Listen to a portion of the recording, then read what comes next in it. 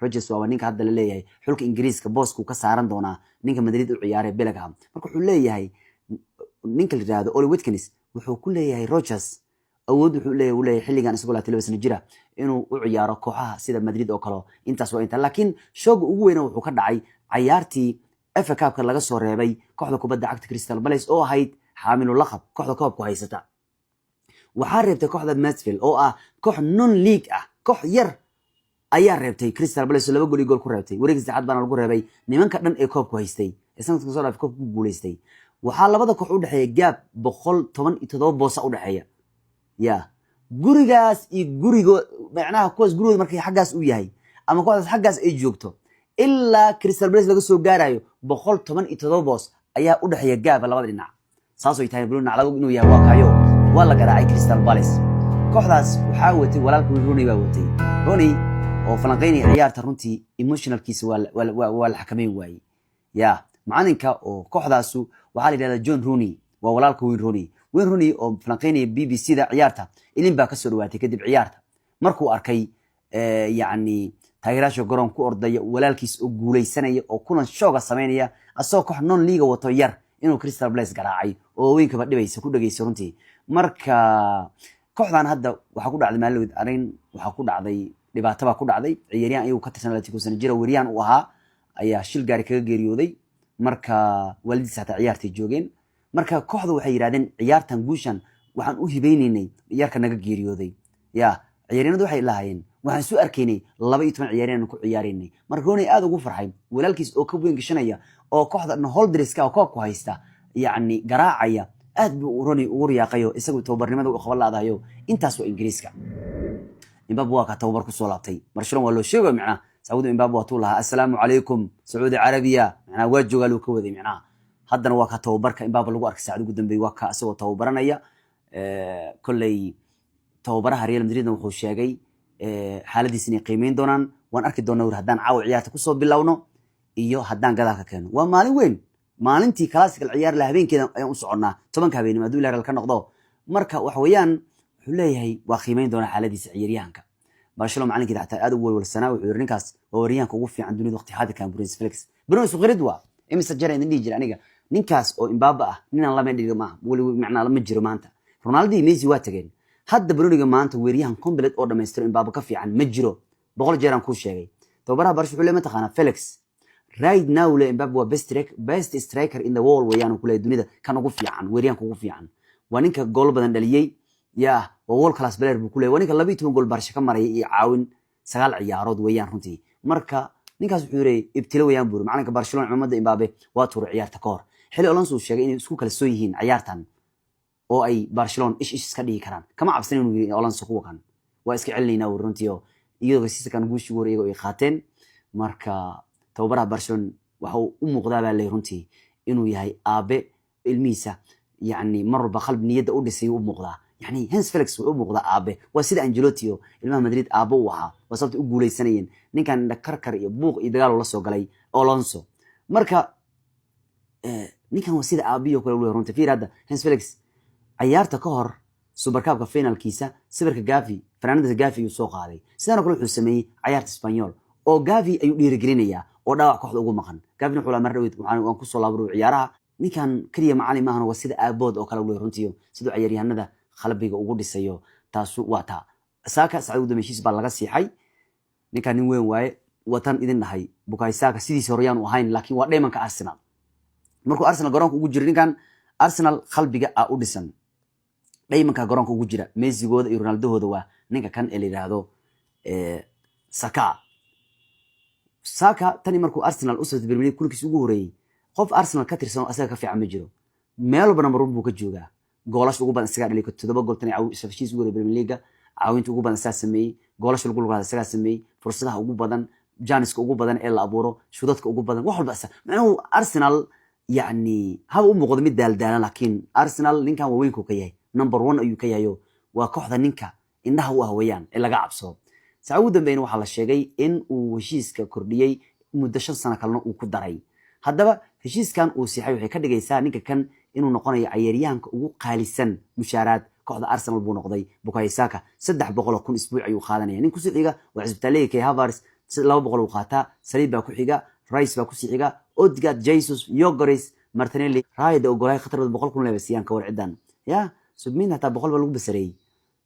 KBA White Timber boqol uu qaataa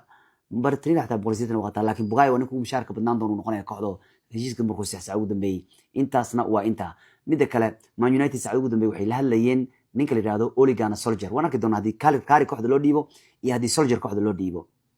ya waanu eegi doonaa kulay Solskjaer maanta wadal buu kula jiray kooxda madaxda Man United si ku meel gaar in kooxda loogu dhiibo inta kale xaqa ka dhiman ayaa la filayaa laakiin sax ugu dambeeyay falanqayaasha sida Paul Merson waxay leeyihiin war Manchester ha joojiso macallin ciirintan faraha badan leh tan Ferguson dhowr macallin baa la raacday kan raacday war ninka xaga la soo dhaafay kooxda mishanaad ku dhameeyay maxaa la yiraahdaa koobkii laga qaaday ay fursad siiyeen ciyaaryahanada u soo gadeen haddana ninkii waa raacdeeyeen ya marka wuxuu leeyahay war joojiye macallin raacdeyntan watuu Arteta Sacuud ma yiri horta macallimadu waxa ku joogi kartaa inaad guuleysto marka labaadna waa inay maamulkaaga ku taageeraan hadda isaga fiiri 6 sano ku dhaweeyay Arteta hal jilamadu kooxda u qaaday FA Cup wana kooxda ugu qaadida badan koobka FA Cup ka taariikhda weeyaan hal bay dheeri Manchester United marka ninkan wuxuu leeyahay Merson wanaad u baahanta inay joojiso ciirinta macallimiinta ku waalatay joojiya hal macallin aamina waqti dheer siiya Janis marka taas waa taa hadda ninkan xataa 3 sano heshiisan siina uu lahaa ama uu joogaya waa ku soo jeestay marka taas waa taa kulay mayno ninka la raado mayno inuu joogi doono arkay kadib macalinka markuu baxay sidoo kale xataa Zagze oo xataa Bixrab uu joogi doona Roma ninkan qarku saarneed Sacuud mid director Roma waxa arkay dhahaya United albaabada inaga xirteen buuray hadda markii macalinka kooxda uu ka baxay wuxuu u badan tahay Zagze inaan qaadan doono marka ciyaaryahanno badan oo bixi lahaa xataa haduu iska joogayaano position koodu bay raadsanayaan macalinkaas uu baa ay naceen ya marka waa ka laakiin imka Roma laakiin waxay ka shaqeynayaan la wareegida saacadaha soo aadan afar saac soo aadan la wareegida Raspadori Italianka Atletico Madrid uu kaga imaanaya marka intaas waa inta inankan waxa dhalay Ibrahimovic aabihii wadadiisu ka soo bilaabaya wayaha ciyaaraha AC Milan buu amaah ugu tagay Ajax Boys ciyaaraha ka soo bilaabaya Ibrahimovic wiilkiisa weeyano ya waxa la Maximilian Maximilian Ibrahimovic baa la yiraahdayo intaasna waa inta caawa ciyaari Africa Nation Nigeria ayaa waxay reebtay Algeria waxaan ka baqay caawa laba carabba in isku daba daro labada carab in isku daba daro oo yaani Algeria la tumo Masarna la tumo laakiin Masar waa diiday warkaas Algeria iyo Nigeria ciyaartoodii in laga badin Nigeria u qalantiin Nigeria ciyaarto badin karaan Mahrez ragiisa caawa xubaan wahayn laba gool yar baa lagu garaacay oo Osimhen intuu ku bilaabay gool in Zidane gool ku jiray Osimhen madax uu garaacay mid kalena asaa ku caawiyay gool hayaaba la wareystay midaaba marka laba gool ay ku badiyeen Nigeria way soo gudbeen Nigeria marka waxa isgalaya Morocco wallahi kulan san final waa martigiliyaasha waxa laga yaabaa gurigooda in looga oysiyo bino naclabo waade inkastoo martigiliyaasha ay yihiin xulka Afrika ugu awoodda badan ay yihiin ونمن كوري تاريخ أفريقيا سمفين اللي ماذا يهين مراكو ونمن كلي هل جول لقد لي ويان ترتن كان مركا مراكو يا نيجيري أي خبانية عيار أذك بين قدون تا أو علوس مركي لبدن اسوجهيان سيدو كله مصر أيا إم كود بالدقية وكي كوك هنا موقتها وسوقي يا وكا مساريد الدبالدق بي بلعبين هبين كا وحويان كود غفو أي ريبيان عيارة عمر مرموش أيا جول كبلعبي كدب مصر ويكون درتي جول كله وحويان هلا لقى كيني كدب صالح كود دري جول كيني ساحل لب عيارة كل ما تيو مصر عاو وسوقد بين يانا وحويان marka caaw ma dhicin laba carab in isku daba daro Masar waa soo gudubtay Marmuushna waa shaqoleeyay Marmuush City 2-5 2-6 hal gool buu dhalay laakiin Masar fiiri laba gool buu u marayayo warkan babbaadin agsayna mooyaane ninka nin qatar badan walow la sheegay xataa Manchester fasaxna duu xataa sameeyay kooxda yimaaday ya halka Mohamed Salah laba gool u jiro in macalinkiisu kaga sarmar taariikhda ciyaaryahanka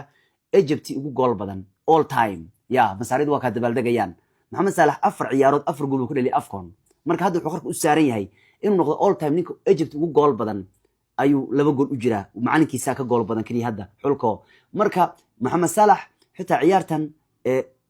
gool ayuu caawiyay marka waxa isqabana marka Mane iyo Salah hadana marka la isqabana hadda koor waati Salah laga oysiyay hadda loo isqaban doono hadana marka caawa ciyaari Africa Nation ku soo ramaadeen macalinka xulka Masar waa ka Husam Hassan waa sujuudaya waa ninka ugu gool badan xulka weeyaan ya